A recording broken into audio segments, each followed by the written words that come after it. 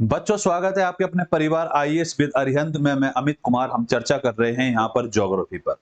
Geography पे हम आपके साथ जो चर्चा कर रहे हैं वो चर्चा की जा रही है आपसे प्रीलिम्स पॉसिबल की जो सीरीज चल रही है अरिहंत की तरफ से, उसमें आपके साथ प्रीलिम्स पॉसिबल की तरफ से अगर हम बात करें तो आपके लिए ज्योग्राफी की एक बुक है, जिस बुक का हम आपके साथ कर रहे हैं व्याख्या, डिस्कशन कर रहे हैं। ये जो बुक है, इसी बुक को आपको पढ़ाया जा रहा है। प्रीलिम्स पॉसिबल आईएएस एवं राज्य पीसीएस भूगोल भारत एवं विश्व का भूगोल।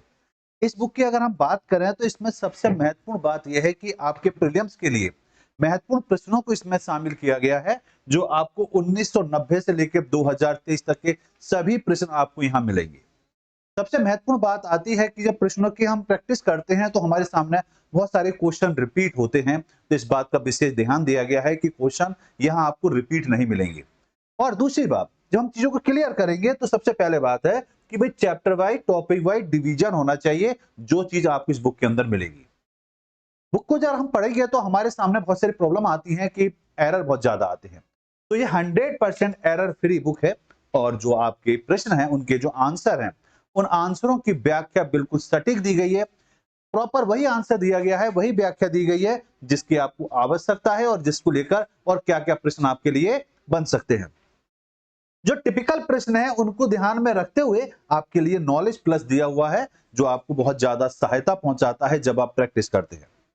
प्रैक्टिस के लिए आपको 4500 प्लस प्रश्न आपको इसके अंदर मिलेंगे, जो आपकी तैयारी में चार चांद लगाने की पूरी कोशिश रहेगी।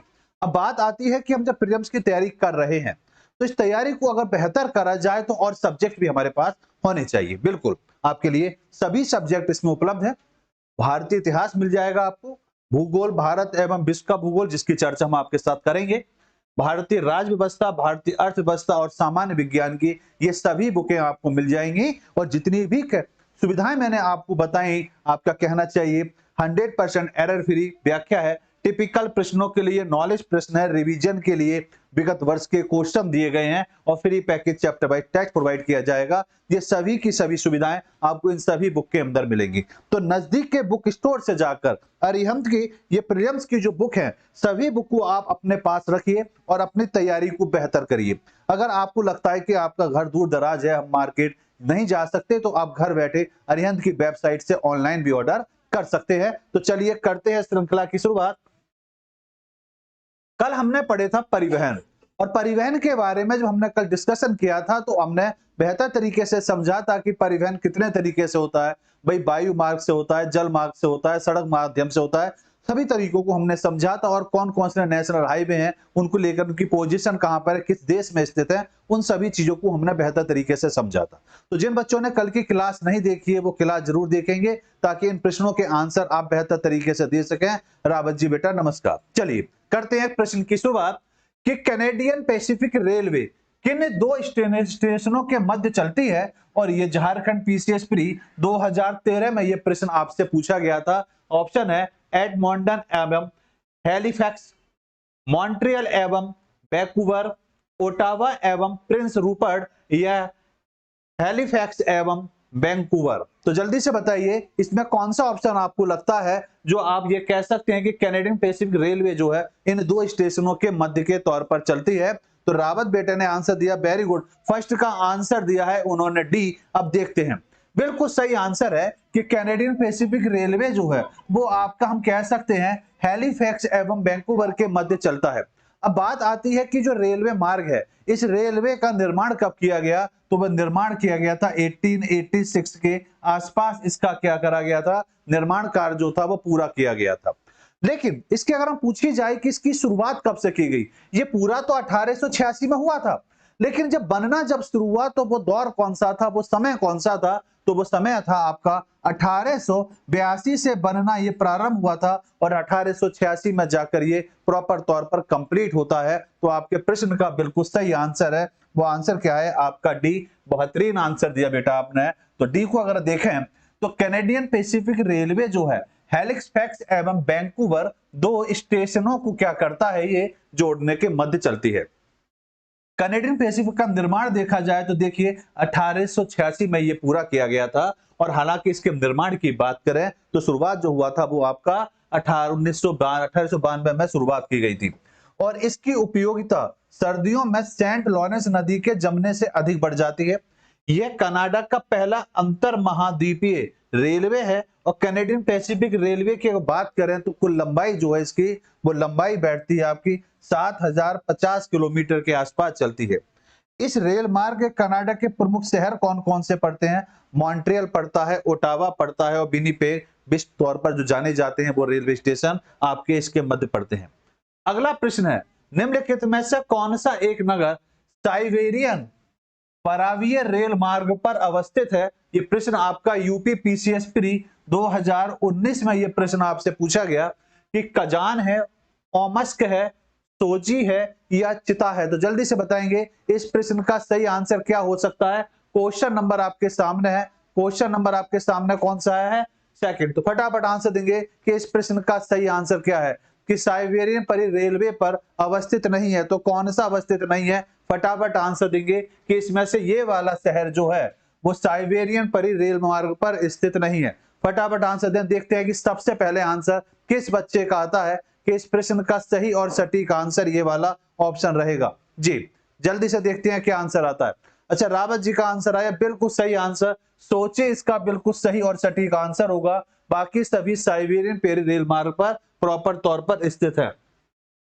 विश्व के निम्नलिखित देशों में कुल रेल लंबाई की दृष्टि से सही को अवरोही क्रम में रखेंगे और अवरोही क्रम के आधार पर यह प्रश्न आपसे यूपी पीसीएस प्री 2014 में यह प्रश्न आपसे पूछा गया है। कनाडा, जर्मनी, संयुक्त राज्य अमेरिका, भारत। दूसरा ऑप्शन है जर्मनी, संयुक्त राज्य अमेरिका, कनाडा, भारत। तीसरा ऑप्शन है भारत, संयुक्त राज्य अमेरिका, जर्मनी, कनाडा, या हम कह सकते हैं संयुक्त राज्य अमेरिका, कनाडा, भारत या जर्मनी। तो जल्दी से बताएंगे कि इस प्रश्न का सही आंसर क्या हो सकता है। फटाफट आंसर दें कि इसका वर्तमान में क्या आंसर होगा। फटाफट आंसर दें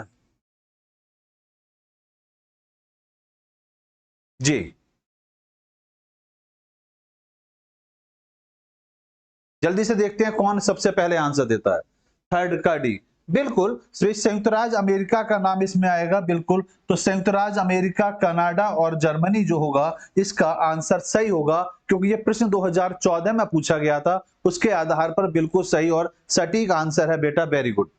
देखो बात को जरा समझेंगे। वर्तमान के परिप्रेक्ष्य में अगर देखा जाए तो वर्तमान में हम ऐसा देख सकते हैं कि अमेरिका में रेल मार्ग की कुल लंबाई की बात करें तो आपकी यह लंबाई बैठती है लगभग 2,57,560 किलोमीटर और यहां 80% मालों की ढुलाई जो की जाती है वो रेल मार्गों के द्वारा की जाती है। देश के पूर्वी भागों में रेल नेटवर्क का घना जाल बिछा हुआ है और पश्चिमी भाग में रेल नेटवर्क सघन नहीं है। ट्रांस रेलवे के द्वारा पूर्वी और पश्चिमी भागों को आपस में क्या करा जाता है, जोड़ा जाता है।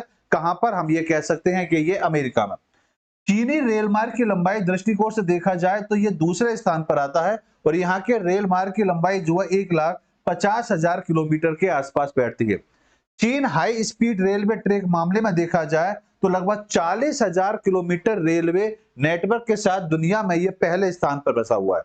जबकि अगर हम देखें रेलवे मार्ग की लंबाई के आधार पर देखें तो रूस का स्थान तीसरे नंबर पर आता है और रेल मार्ग की कुल लंबाई यहाँ पर कितनी है? 85,600 किलोमीटर के आसपास बैठती है। जबकि अपने देश की बात करें तो भारत का स्थान विश्व में देखा जाए तो रेल मार्ग की लंबाई के आधार पर, जाल के आधार पर देखा जाए तो उसका स्थान कौन सा है? चौथे नंबर पर आता है। और भारत के रेल मार्ग की कुल लंबाई जो है वो आपकी 70,225 किलोमीटर है। रेलवे ट्रैक की कुल लंबाई की बात करेंगे तो 1,26,366 किलोमीटर बैठती है, जिसमें आप यह कह सकते हैं कि 71% रेल मार्ग विद्युतीकरण हो चुका है। जबकि 49,422 किलोमीटर का ये कह सकते हैं कनाडा में विश्व में 5वें स्थान पर आता है। और यूरोपीय महाद्वीप जो है कनाडा रेल मार्ग के विस्तार में क्या है, जर्मन स्थान। ऑप्शन कोई नहीं है बेटा, लेकिन ऑप्शन के आधार पर देखेंगे तो सही आंसर आपका डी बैठेगा, क्योंकि संयुक्त राज्य अमेरिका का जो ऑप्शन है वो सबसे पहले आ रहा है, तो ऑप्शन के अकॉर्डिंग चलेंगे तो आंसर इसमें डी रहेगा। लेकिन प्रश्न को अगर हम 2014 के अनुसार देखेंगे तो आंसर आपका सही है, डी आंसर। लेकिन वर्तमान में देखा जाए तो वर्तमान में ये पोजीशन बैठती है। क्लियर बेटा? आइए अगले प्रश्न पर आते हैं। जो प्रश्न आपसे हिमाचल पीसीएस प्री 2012 में आपसे पूछा गया है कि ऑस्ट्रेलिया पार महाद्वीप रेलवे क्षेत्र में शामिल है, कौन शामिल है?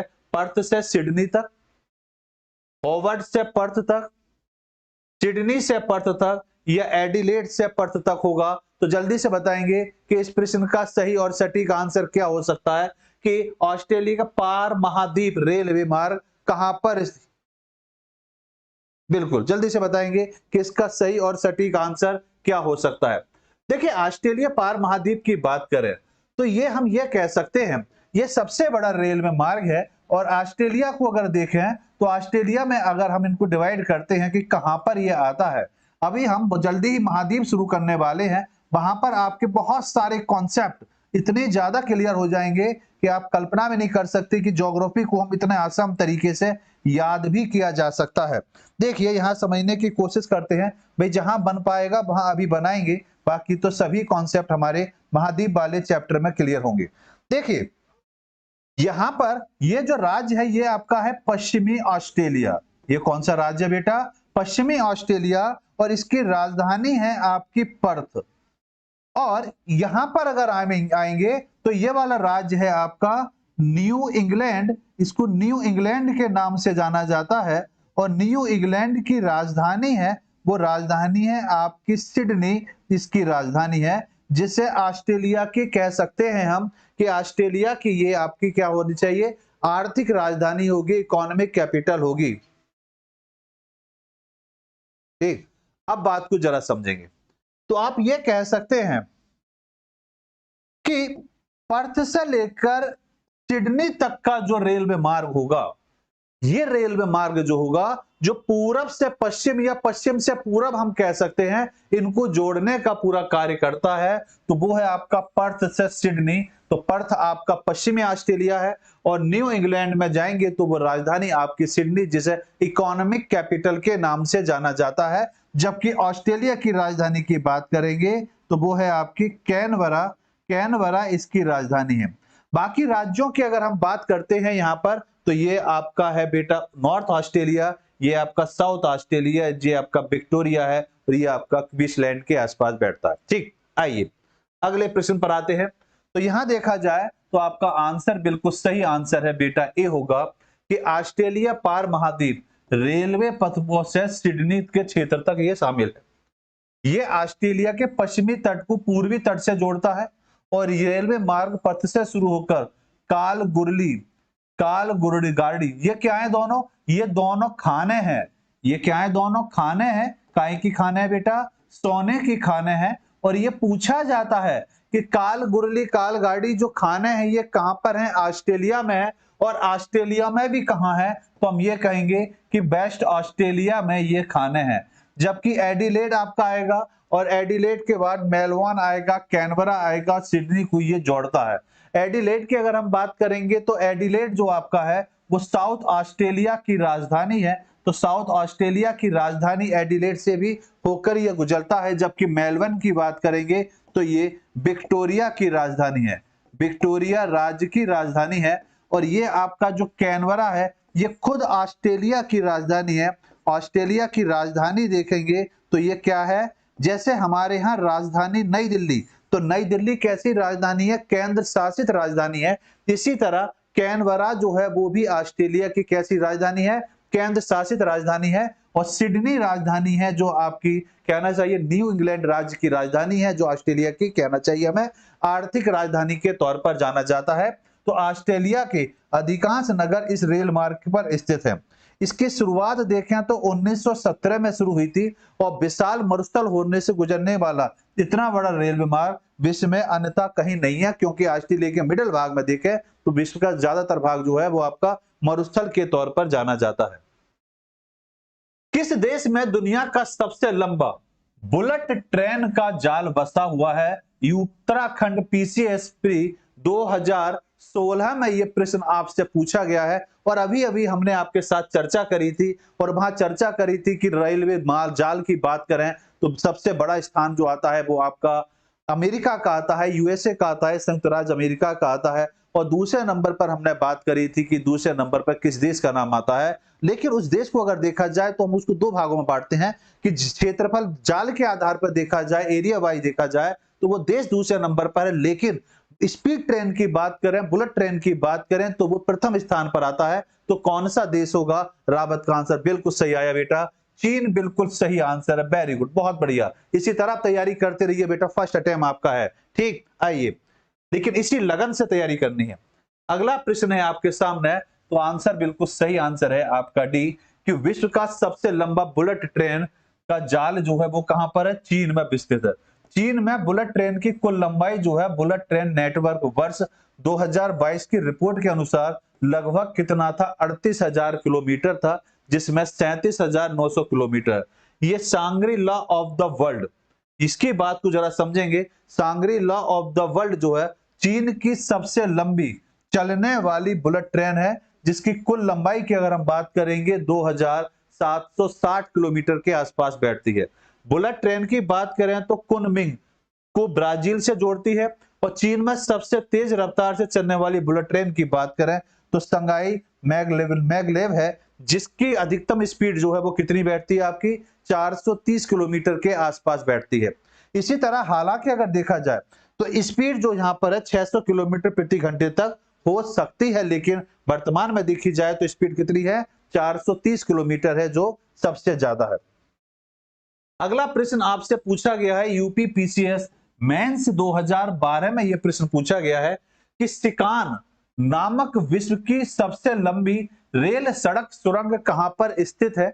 ऑप्शन है आपके सामने, चीन में है, दक्षिण कोरिया में है, जापान में है, या आप कहेंगे मलेशिया में है। तो जल्दी से बताएंगे इसका सही आंसर क्या होगा कि सिकान नामक विश्व की सबसे लंबी रेल सड़क सुरंग की बात की जा रही है, ये कहां पर है? तो जल्दी से बताएंगे इस प्रश्न का आंसर क्या होगा। देखते हैं सबसे पहले किस बच्चे का आंसर आता है कि सर इस प्रश्न का सटीक आंसर ये वाला ऑप्शन होगा। जल्दी से बताएं और वीडियो को लाइक शेयर भी करते चलेंगे और आंसर भी देते चलेंगे कि इस प्रश्न का सही और सटीक आंसर यह ऑप्शन होगा। जी, क्वेश्चन नंबर आपका 6 का आंसर आया, रावत जी का सी आंसर आया, बिल्कुल सही आंसर आया कि सिकान नामक विश्व की सबसे लंबी रेल सुरंग जो है वो कहां पर है? आपकी जापान के अंदर है। इसकी लंबाई अगर देखी जाए तो लंबाई लगभग हम ये कह सकते हैं कि 54 किलोमीटर के आसपास इसकी लंबाई है, जो विश्व की सबसे लंबी सड़क सुरंग के तौर पर जानी जाती है।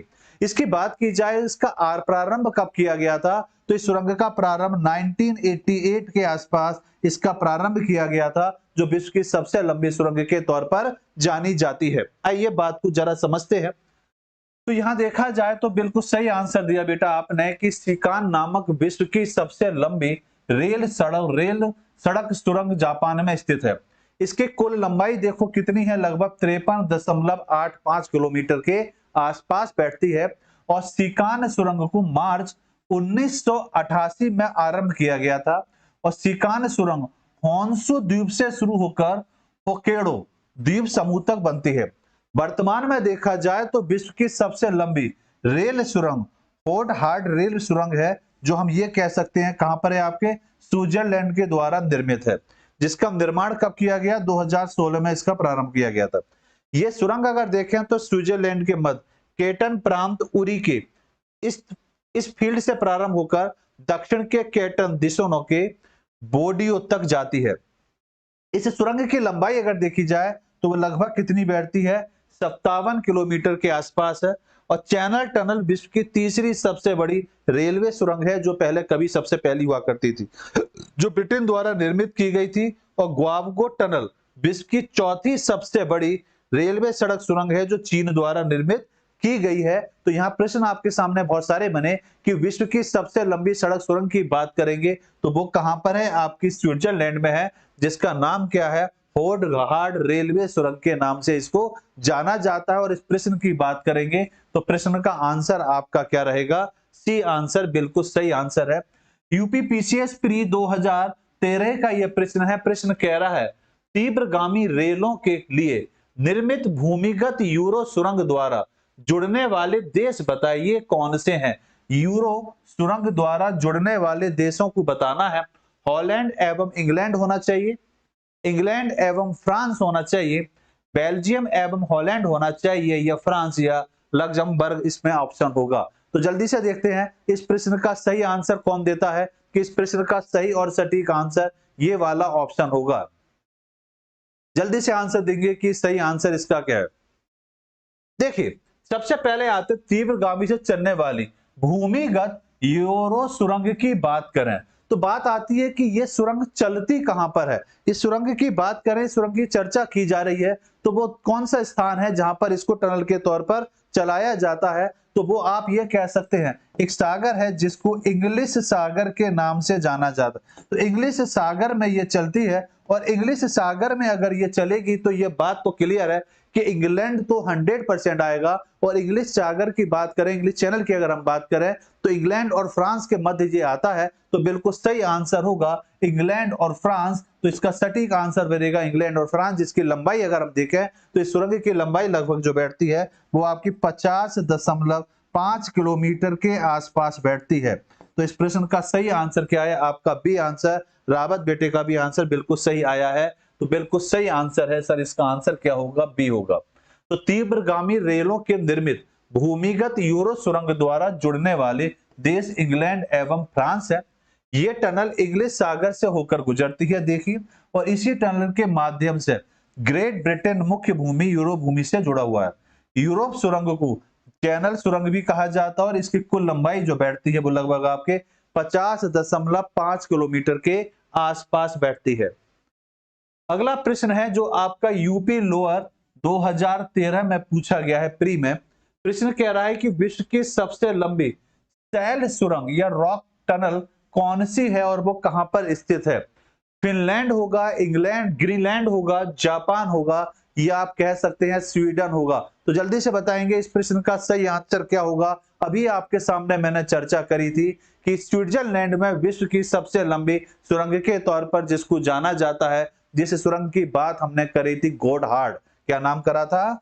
गॉडहार्ड सुरंग की मैंने अभी बात करी थी। और ये सुरंग कहां पर है आपके बारे में चर्चा करी थी कि कहां पर है, आपके स्विट्जरलैंड के अंदर स्थित है। तो विश्व की सबसे लंबी सुरंग की बात करेंगे तो वो आपकी कहां पर है आप, क्योंकि प्रश्न को हम 2013 के प्रश्न की बात कर रहे हैं और बात हम इसकी 2024 में कर रहे हैं, तो हम ये कह सकते हैं कि वर्तमान में जो आंसर होगा वो आंसर आपका स्विट्जरलैंड होना चाहिए। क्लियर बात? तो इसका सही आंसर क्या होगा? स्विट्जरलैंड। ये बात को जरा समझते हैं। तो ये सुरंग क्या है? विश्व की सबसे लंबी सुरंग है जो कैसी है आपकी रॉक टनल के तौर पर जानी जाती है। सुरंग 57 किलोमीटर और इतने किलोमीटर गहरी है। और स्विट्जरलैंड गॉडहार्ड वेसन टनल के की कल्पना की बात करें तो 1947 में सर्वप्रथम स्विस इंजीनियर कॉल एडवर्ड ने विचार इसका रखा था कि ऐसी टनल बनानी चाहिए।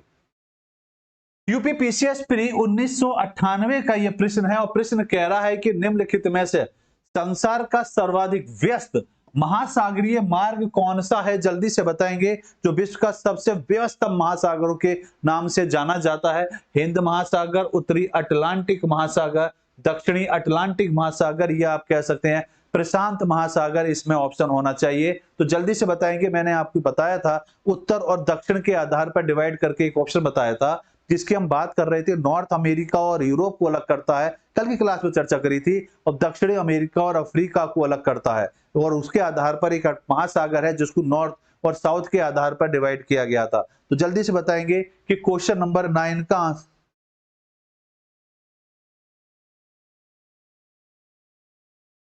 हाँ बेटा बिल्कुल ऑप्शन में नहीं है, ठीक है ना। तो यहां पर क्या आंसर होगा? तो आंसर होगा आपका उत्तरी अटलांटिक महासागर होगा। ये सबसे व्यवस्थित महासागरों में जाना जाता है जो आपका नॉर्थ अमेरिका को जोड़ता है और हम ये कह सकते हैं वेस्ट यूरोप को जोड़ता है। तो पश्चिमी यूरोप और आपके नॉर्थ अमेरिका को ये जोड़ता है और इसके मध्य जो सागर पाया जाता है वो आपका अटलांटिक महासागर का उत्तरी भाग है जो सबसे व्यवस्थित महासागरों में काउंट किया जाता है। तो सही आंसर आपका क्या होगा? बी आंसर इसका आंसर बनता है। तो सही आंसर क्या है आपका? बी, कि संसार का सर्वाधिक व्यस्त महासागरीय मार्ग उत्तरी अटलांटिक महासागर मार्ग पर स्थित है। ये पश्चिमी यूरोप और संयुक्त राज्य अमेरिका को क्या करता है? आपस में जोड़ता है। दोनों ही भागों पर अच्छे पतनों और पोताश्रों की सुविधा उपलब्ध है। इन पतनों के वर्ष भर खुले रहने के कारण गर्म जलधाराएं हैं और विश्व का 1/4 विदेशी व्यापार इसी मार्ग के माध्यम से होता है और इस समुद्र मार्ग को बृहत ट्रंक मार्ग के नाम से भी जाना जाता है। आइए अगले प्रश्न पर आते हैं और ये प्रश्न आपके सामने है यूपी पीसीएस प्री 2019 का। यह प्रश्न आपके सामने है। प्रश्न कह रहा है स्वेज नहर क्षेत्र में उत्तर से दक्षिण दिशा की ओर पड़ने वाली झीलों का सही क्रम बताना है। स्वेज नहर के क्षेत्र में उत्तर से दक्षिण के आधार पर इनको लगाना है। Lake Timsah, little bitter lake, great bitter lake या लेक मंजला। दूसरा है great bitter lake, little bitter lake, lake Timsah एवं lake Manzala. Lake Manzala, great bitter lake, little baker bitter lake या लेक टिम्सा। और fourth option है lake Manzala, lake Timsah, great bitter lake और little bitter lake. तो जल्दी से बताएंगे इसमें कौन सा ऑप्शन आपको लगता है जो प्रॉपर तौर पर सही और सटीक बैठेगा कि ये ऑप्शन हमारे हिसाब से सही होगा। जो स्वेज नहर की बात हो रही है, भाई स्वेज नहर की बात हो रही है तो बात होगी भूमध्य सागर की। किसकी बात होगी? भूमध्य सागर की होगी, क्योंकि भूमध्य सागर में ही इसको बनाया गया था, जिसके आधार पर बहुत सारे स्थानों को देखा जाए तो डिस्टेंस बहुत कम बैठ जाती है। तो जल्दी से बताएंगे, क्योंकि भूमध्य सागर और हम कह सकते हैं कि लाल सागर को ये जोड़ने का कार्य करती है। तो भूमध्य सागर और लाल सागर को एक तरीके से जोड़ती है और इसका सही आंसर देखते हैं कि कौन आंसर देगा। जी, क्वेश्चन नंबर 10 का आंसर दिया है डी, और डी किसने दिया है बेटा? रावत जी ने दिया है। बिल्कुल, देखते हैं क्या आंसर होगा। बिल्कुल सही आंसर है भाई, लेक मंजला आएगा, फिर आपका लेक टिम्सा, फिर आएगा ग्रेट बिटर लेक और फिर आएगा लिटिल बिटर लेक। बिल्कुल सही आंसर। भाई स्वेज नहर की अगर हम बात करें तो उत्तरी प्रवेश द्वार की अगर बात करी जाए, किसका उत्तरी भाग की देखा जाए तो उत्तर प्रदेश की बात करें तो पोर्ट सईद, कल चर्चा करी थी, पोर्ट सईद इसके माध्यम से एंट्री होती है। तो पोर्ट सईद जो है इसका पोर्ट के आधार पर, जबकि उत्तरी भाग है ये। और इसके अगर हम दक्षिणी छोर पर जाते हैं तो दक्षिणी छोर पर आपको जो मिलेगा वो प्रवेश द्वार जो मिलेगा जो स्वेज पतन के नाम से जाना जाता है। किस नाम से जाना जाता है? स्वेज पतन के नाम से उसको जाना जाता है। ये कह सकते हैं एक तरीके से इनके प्रवेश द्वार हैं नॉर्थ और साउथ के आधार पर। तो फिलहाल इस प्रश्न का आंसर डी बनेगा और स्वेज नहर इन दो चीजों को आपस में जोड़ती है, भूमध्य सागर और लाल सागर को जोड़ने का काम करता है। तो यहाँ आंसर की बात करेंगे तो बिल्कुल सही आंसर क्या बनेगा? आपका डी बनेगा कि स्वेज नहर क्षेत्र में उत्तर से दक्षिण दिशा की ओर पड़ने वाली झीलों का सही क्रम देखेंगे तो लेक मंजला आएगा, फिर देखिए लेक टिम्सा आएगा, फिर ग्रेट विटर आएगा और लेक आएगा और फिर आएगा लिटिल विटर लेक इनके अंतर्गत आएगा। जैसे मैंने आपके साथ चर्चा करी कि स्वेज नहर भूमध्य सागर और लाल सागर को जोड़ती है और इनके प्रवेश द्वार की बात करें तो उत्तरी प्रवेश द्वार की बात करेंगे तो पोर्ट सईद होगा, जबकि दक्षिण प्रवेश द्वार की बात करेंगे जो स्वेज पतन के नाम से जाना जाएगा। तो प्रश्न का सही आंसर जो बना वो आंसर क्या है आपका? डी आंसर बिल्कुल सही आंसर है। अगला प्रश्न है आपके सामने झारखंड पीसीएस प्री 2008 में यह प्रश्न आपसे पूछा गया कि पर्थ से लंदन तक का लघुत्तम वायु मार्ग बताना है कौन सा? पर्थ कहां है? पर्थ है आपका ऑस्ट्रेलिया में, पश्चिमी ऑस्ट्रेलिया। और कहां तक की बात हो रही है? इंग्लैंड तक की बात हो रही है। तो जल्दी से बताएंगे कौन सा रेल मार्ग वायु मार्ग है जो इसके अंतर्गत आना चाहिए। तो फटाफट आंसर दें। भाई देखो, अगर हम इसको देखते हैं, इसको थोड़ा ऐसा समझने की जरूरत है। अगर आप इसको थोड़ा देखना चाहेंगे तो ऐसे समझते हैं। देखिए बेटा, ये मान लेते हैं विश्व का नक्शा है और चर्चा जो हो रही है, चर्चा हो रही है काफी लंबे माध्यम की।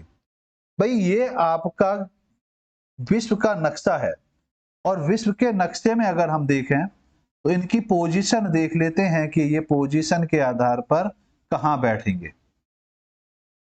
ये ऊपर वाला भाग आपका क्या है बेटा? नॉर्थ अमेरिका आ गया। ये वाला भाग क्या है? ये आपका साउथ अमेरिका है, ये आपका नॉर्थ अमेरिका है। इधर हम आएंगे तो ये आपका अफ्रीकन देश आ गया, जिसको भविष्य के महाद्वीप के नाम से भी जाना जाता है। ये आपका आपका हिस्सा है और ये प्रॉपर है जिसकी चर्चा हम करने जा रहे हैं। यहाँ पर आएँगे तो आप अपने देश में एंट्री करते हैं और ये आपका प्रॉपर तौर पर इधर जुड़ेगा। ये मेडागास्कर आ गया, ये आपका श्रीलंका आ गया, ये आपका भविष्य अटलांटिक महासागर और ये आपका आ गया बेटा ऑस्ट्रेलिया। अब जरा समझेंगे। बात ये की जा रही है कि आपको बताना है पर्थ। तो पर्थ कहाँ है? पर्थ ये रहा। और लंदन कहाँ है? लंदन ये रहा। तो पर्थ से लंदन तक का जो वायु मार्ग है उसकी बात की जा रही है कि वो लघुत्तम वायु मार्ग कौन सा है, छोटा माध्यम कौन सा है जो होकर जाएगा। पर्थ मुंबई रोम लंदन होकर जाएगा, पर्थ अंकारा पेरिस लंदन होकर जाएगा, पर्थ अदन पेरिस लंदन होकर जाता है। ये हम कह सकते हैं पर्थ मोम्बासा रोम लंदन होकर जाएगा। तो जल्दी से बताएंगे इसका सही और सटीक आंसर क्या होगा। जल्दी से आंसर दीजिए। आपने आंसर दिया, क्वेश्चन नंबर 11 का आंसर दिया है ए। रावत जी ने आंसर ए दिया। देखते हैं, बिल्कुल सही आंसर है। जो आपका पर्थ मुंबई रोम और लंदन होकर गुजरता है, ये रेल मार्ग जो है, वायु मार्ग जो हम ये कह सकते हैं, ये सबसे लघुत्तम वायु मार्ग है जो मुंबई से या पर्थ से कह सकते हैं लंदन तक को जोड़ता है। अब बात आती है इसका नाम क्या है, कौन सा वायु मार्ग है जो आपको पर्थ से लंदन तक जोड़ता है, जो लघुत्तम तौर पर जाना जाता है। तो इसका नाम है ग्लोबिच। ग्लोबिच वायु मार्ग के नाम से इसको जाना जाता है। वायु मार्ग के नाम से जाना जाता है जो लघुत्तम तौर पर इतनी लंबी यात्रा को छोटे समय में तय करता है। तो सही आंसर क्या होगा आपका? ए आंसर है जो रावत जी ने दिया, बिल्कुल सही आंसर। तो बिल्कुल सटीक आंसर दिया है ए होगा कि पर्थ से लंदन तक जाने का सबसे लघुत्तम वायु मार्ग पर्थ मुंबई रोम और लंदन है। भाई पर्थ से लंदन का वायु मार्ग जो है वो अंतर महाद्वीप की बात करें तो बोला था मैंने, ग्लोविच वायु मार्ग के नाम से जाना जाता है जो विभिन्न देशों से होकर गुजरता है। जिसमें पर्थ की बात करें तो पर्थ ऑस्ट्रेलिया में है आपका, तथा पश्चिमी ऑस्ट्रेलिया राज्य की राजधानी के तौर पर भी इसको जाना जाता है, जिसकी चर्चा भी हम आपके साथ कर चुके हैं। इसी प्रकार देखें तो मुंबई आपके महाराष्ट्र, रोम आपका इटली और लंदन तो ब्रिटेन में है ही, की राजधानियों से होकर यह गुजरता है। न्यूयॉर्क, लंदन, पेरिस, रोम, काहिरा, दिल्ली, मुंबई, कोलकाता, हांगकांग, टोक्यो वायु मार्ग विश्व का सबसे लंबे वायु मार्ग के तौर पर इसको जाना जाता है। तो ये जो वायु मार्ग है ये विश्व का सबसे लंबा वायु मार्ग है। तो सबसे लंबा वायु मार्ग कौन सा है? तो हम ये कहेंगे ये वाला जो मार्ग है जहां से ये होकर वायुयान गुजरते हैं वो सबसे लंबा वायु मार्ग है, जिसे हांगकांग टोक्यो वायु मार्ग के नाम से भी जाना जाता है, जो विश्व का सबसे। अगला प्रश्न, मध्य प्रदेश पीसीएस प्री 2004 में यह प्रश्न आपसे पूछा गया। लुफ्थांसा किस देश की विमान सेवा है? लुफ्थांसा जो है वो किस देश की विमान सेना विमान सेवा के तौर पर जानी जाती है? ऑप्शन है आपके सामने, जर्मनी, फ्रांस, युगोस्लाविया या स्पेन होगा। तो जल्दी से बताएंगे इसका सही और सटीक आंसर क्या हो सकता है।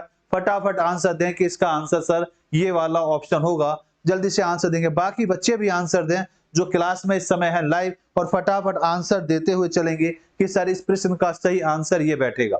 देखिए लुफ्थांसा जो है, लुफ्थांसा की बात करें तो इसकी शुरुआत अगर पूछी जाए कि इस वायुयान सेवा की शुरुआत कब करी गई, तो 1926 में इसकी शुरुआत की गई थी। और 1926 में जब इसकी शुरुआत की गई तो शुरुआत जो की गई थी वो आप ये कह सकते हैं कि प्रॉपर तौर पर जर्मनी में इसकी शुरुआत की गई थी। तो इसका सही आंसर होगा ए आंसर होगा, बिल्कुल सही और सटीक आंसर है कि और ये विश्व की कैसी है, ये विश्व की चौथी सब वायुयान सेवा के तौर पर जानी जाती है, कि सबसे बड़ी वायु सेवा के तौर पर देखा जाए तो ये विश्व के कौन से स्थान पर आती है? चौथा नंबर अपना स्थान रखती है। तो यहाँ बिल्कुल सही आंसर है आपका ए होगा कि लुफ्थांस जर्मनी की यात्रा विमान सेवा है, और ये विश्व की देखिए चौथी सबसे बड़ी विमान सेवा के तौर पर इसको जाना जाता है।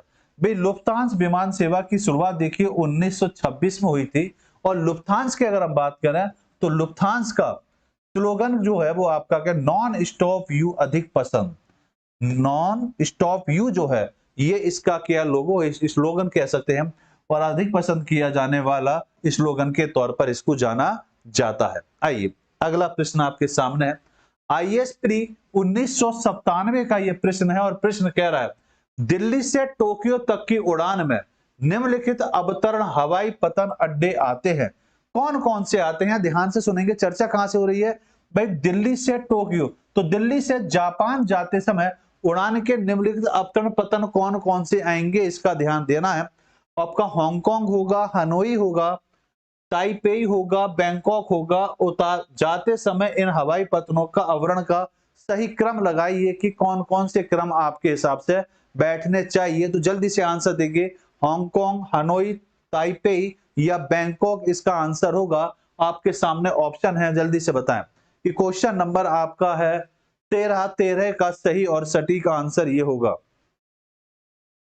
जल्दी से दें जी, बिल्कुल सही आंसर। भाई सबसे पहले अगर देखेंगे तो सबसे पहले अगर आप दिल्ली से एंट्री करेंगे, दिल्ली से आप जाएंगे जापान की तरफ, तो सबसे पहले पड़ेगा आपका थाईलैंड। क्या पड़ेगा? थाईलैंड। तो थाईलैंड की अगर हम बात करेंगे तो थाईलैंड क्या हो गया? बैंकॉक। भाई थाईलैंड से बैंकॉक की हवाई यात्रा करेंगे, उसके बाद आप पहुंचेंगे वियतनाम। उसके बाद कहां पहुंचेंगे? वियतनाम पहुंचेंगे। और वियतनाम की अगर हम बात करें तो वियतनाम होगा आपका हनोई। ये कहां पर है? वियतनाम में। तो पहली यात्रा जब आपने दिल्ली से शुरू करी तो सबसे पहले कहां पहुंचे हम? थाईलैंड पहुंचे। थाईलैंड से कहां जाएंगे हम? वियतनाम जाएंगे। उसके बाद आप हांगकांग पहुंचेंगे। उसके बाद कहां पहुंचेंगे? हांगकांग। और सबसे लास्ट में पहुंचेंगे ताइपो। ताइपो में हम सबसे बाद में पहुंचने वाला ये मानेंगे जो ताइवान के आसपास का क्षेत्र है। तो यहां पर अगर हम देखें तो ऑप्शन जो बैठेगा वो ऑप्शन आपका बी ऑप्शन बैठता है। बी आंसर बिल्कुल सही होगा। 13 का आंसर बी। वेरी गुड, बहुत बढ़िया बेटा। आइए बात को जरा समझते हैं। और देखिए जिस बात को मैं कह रहा था कि जो इस बुक की खासियत है वो खासियत ये है नॉलेज प्लस। आप जब इसको पढ़ेंगे तो आपको खुद लगेगा कि इसमें इससे रिलेटेड और कौन कौन से प्रश्न बन सकते हैं जिसकी हमें आवश्यकता थी और हमें स्रोत की आवश्यकता पड़ेगी, कहां से उनको पढ़ा जाए। तो यहां से इनको पढ़ सकते हैं कि दिल्ली से टोक्यो जाते समय अवतरण हवाई पतनों का सही क्रम यह बैठता है कि दिल्ली से टोक्यो का वायु मार्ग महाद्वीप मार्ग है जो एक ही महाद्वीप के विभिन्न हवाई पतनों से होकर गुजरता है। इसलिए भारत की राजधानी दिल्ली से जापान की राजधानी टोक्यो तक हवाई मार्ग द्वारा जाते समय भी सबसे पहले थाईलैंड के बैंकॉक हवाई पतन पर पहुंचेंगे। उसके बाद आप करेंगे वियतनाम के हनोई पतन पर पहुंचेंगे। उसके बाद हांगकांग जाएंगे और हांगकांग हवाई पतन के बाद ताइवान का ताइपे हवाई पतन पर पहुंचेंगे। इस बीच अगर देखा जाए तो कितनी लंबी यात्रा हमने तय की, तो यात्रा की चर्चा की जाएगी तो 5,860 किलोमीटर की यात्रा होगी। और नई दिल्ली से टोक्यो जाने में समय जो लगा वो कितना लगा? 7 से 8 घंटे का समय लगेगा। और समय के आधार पर देखा जाए तो आप ये कह सकते हैं डिस्टेंस जो बैठ रही है 5,860 किलोमीटर बैठेगी। अब देखिए नॉलेज प्लस आपको क्या इसके अलावा और क्या क्या पॉइंट बता रहा है कि विश्व के अंतर महाद्वीपीय, ग्लोबीय महाद्वीप तथा राष्ट्रीय 3 वायु मार्ग हैं। तो यहां पर देखा जाए तो 3 ग्लोबीय है, महाद्वीपीय और राष्ट्रीय 3 वायु मार्ग हैं, जिनमें अगर आप देखेंगे तो आप ये कह सकते हैं कि सैन फ्रांसिस्को, होनोलुलु, हांगकांग और एडिले पर्थ वायु मार्ग प्रशांत महासागर को पार करता है। और महाद्वीपीय वायु मार्ग एक ही महाद्वीप के विभिन्न देशों के बीच का एक वायु मार्ग है। अटलांटा, शिकागो, लॉस एंजल्स और जेएफ कैनेडी यूएसए के महत्वपूर्ण अंतरराष्ट्रीय हवाई अड्डे हैं। और इसी के आधार पर केएलएम रॉयल एयरलाइंस नीदरलैंड के महत्वपूर्ण वायु पतन के तौर पर जानी जाती है, जो आपको एक्स्ट्रा फैक्ट यहां पर आपको इस बुक में मिलते हैं। आइए अगले प्रश्न पर आते हैं। और अगला प्रश्न आपसे कई बार पूछा गया है, इंपॉर्टेंट प्रश्न है। यूपी लोअर पीसीएस 2002 में पूछा गया, यूपी पीसीएस प्री 2003 में आपसे पूछा गया, एमपी पीसीएस प्री 2014 में पूछा गया। तो इंपॉर्टेंट प्रश्न है, बताइए। एक तरफ कथन दिया हुआ है, एक तरफ आपके सामने कारण दिए गए हैं। कथन कह रहा है कि विश्व के उत्तरी अटलांटिक नौ परिवहन मार्ग सबसे अधिक व्यवस्थम समुद्री मार्ग के तौर पर इसको जाना जाता है। यह विश्व के 2 प्रमुख औद्योगिक क्षेत्रों को जोड़ता है। तो आपको बताना है कि ए आर दोनों सही है या आर एक ही सही तौर पर व्याख्या करता है। दूसरा, ए आर दोनों सही है परंतु आर एक ही सही व्याख्या नहीं करता। ए सही है किंतु आर गलत है, या कह सकते हैं ए गलत है किंतु आर सही है। तो जल्दी से बताएंगे इस प्रश्न का सही आंसर कौन सा होगा। ऑप्शन आपके सामने है ए बी सी डी। तो जल्दी से देंगे। रावत जी ने आंसर दिया क्वेश्चन नंबर 14 का सही आंसर दिया है ए। देखते हैं। देखिए बात, विश्व के उत्तरी अटलांटिक नौ परिवहन मार्ग सबसे अधिकतम व्यस्तम महामार्ग के तौर पर जाना जाता है। हाँ, जाना जाता है क्योंकि ये आप कह सकते हैं नॉर्थ अमेरिका का, हम ये कह सकते हैं पूर्वी भाग और यूरोप का पश्चिमी भागों को जोड़ता है। यहाँ जितने भी पतन पाए जाते हैं वह 12 महीने आप ये कह सकते हैं परिवहन की सुविधा उपलब्ध रहती है। अधिक से अधिक पतन पाए जाते हैं और ठंडे रहने का कारण वहां पर गर्म जल धाराओं का प्रभाव पड़ता है। इसके बारे में हम पिछली क्लास में विस्तार से चर्चा पढ़ चुके हैं। जब हमने जलम धाराएं पढ़ी थी तो धाराओं पर हमने डिस्कशन करा था कि जो क्षेत्र सबसे ठंडा क्षेत्र है वहां पर सबसे ज्यादा परिवहन चलता है। रीजन क्या है, और रीजन के बारे में आप पिछली क्लास देखेंगे जिसमें पतन के बारे में के साथ साथ धाराओं के बारे में चर्चा करी थी, तो आपके कॉन्सेप्ट बेहतर तरीके से क्लियर होंगे।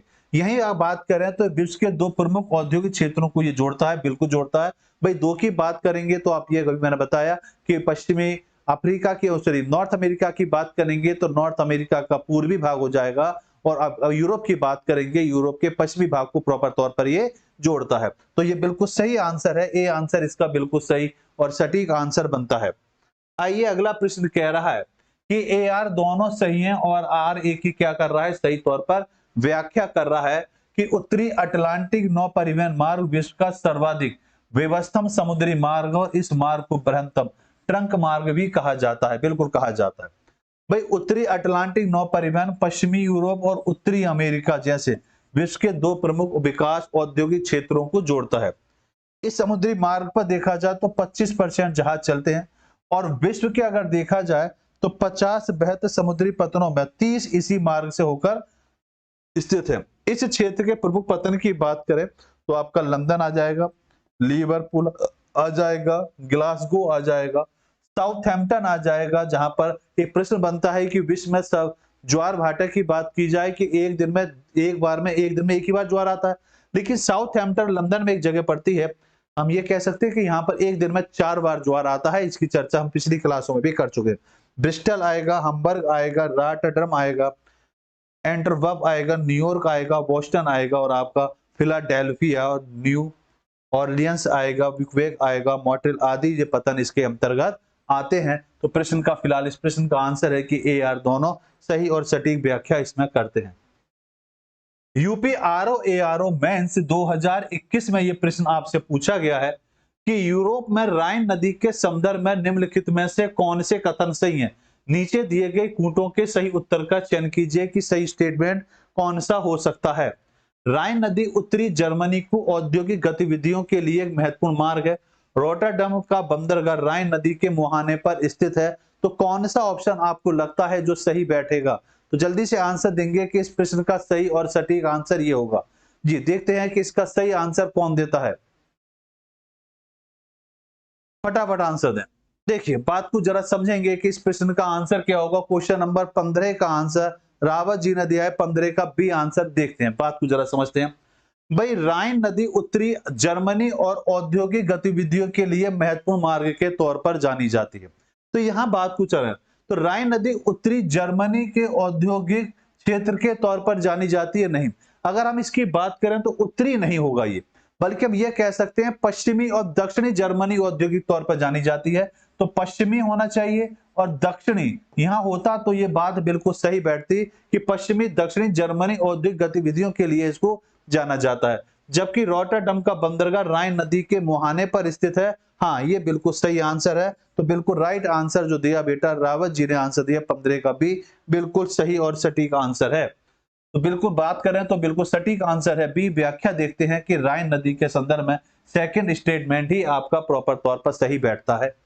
रॉटरडम का बंदरगाह राइन नदी के मुहाने पर स्थित है और यहां से यही नदी उत्तरी सागर में मिलती है और यह नदी व्यवसायिक दृष्टि से महत्वपूर्ण है। राइन नदी विश्व की सबसे व्यस्त आंतरिक जल मार्ग है और इसे यूरोपीय व्यापार की जीवन रेखा भी कहा जाता है। तो यह प्रश्न पूछा जाता है कि यूरोप व्यापार की जीवन रेखा के नाम पर किस नदी को जाना जाता है, तो राइन नदी इसका आंसर होगा। राइन नदी की बात करें जर्मनी नीदरलैंड से होकर यह प्रभावित होती है। चेक फर्स्ट स्टेटमेंट की बात करें तो वहां पर आपका नॉर्थ दिया था जो औद्योगिक क्षेत्र के तौर पर जर्मनी के तौर पर जाना जाएगा, लेकिन इसका सटीक आंसर होगा पश्चिमी और दक्षिणी जर्मनी औद्योगिक गतिविधियों के लिए महत्वपूर्ण तौर पर यह जाना जाता है। तो फिलहाल इस प्रश्न का सही आंसर जो बना वो आंसर आपका यह रहेगा। अब आपके सामने टॉपिक है विश्व के प्रमुख पतन एवं बंदरगाह। तो इसको हम कल पढ़ेंगे ताकि आप एक साथ कुछ चीजों को पढ़ सकें और सही तरीके से आप इनके प्रश्नों के आंसर भी दे सकें। तो कल ही इसकी हम शुरुआत करेंगे नए टॉपिक के नए तरीके से, ताकि आपके कॉन्सेप्ट बेहतर तरीके से क्लियर हो पाए। तो क्लास कैसी लगी अपने विचार जरूर रखेंगे और अपने सभी साथियों को ज्यादा से ज्यादा वीडियो शेयर करेंगे। आपको अगर ज्योग्राफी की बात कहें तो बेटा जो भी कॉन्सेप्ट आपको करने हैं क्लियर, तो मैं आपको सलाह दूंगा कि ये वाली जो बुक है अरिहंत प्रीलिम्स पॉसिबल के नाम से, इस बुक को अपने नजदीक के बुक स्टोर से जरूर परचेस कर लें। अगर नहीं कर पा रहे हैं, आपको लगता है कि मार्केट हम नहीं जा सकते, दूर दराज में रहते हैं, तो आप इसको ऑनलाइन भी मंगा सकते हैं अरिहंत की वेबसाइट से। क्लास कैसी लगी विचार देते हुए जरूर जाएंगे ऑफलाइन या ऑनलाइन, और इस टॉपिक की चर्चा हम कल करेंगे। अभी तक जितना पढ़ लिया है उस पर कोई डाउट हो तो डिस्कशन करेंगे। तो चलिए ठीक है, कल मिलते हैं, बाय। कोई बात नहीं बेटा।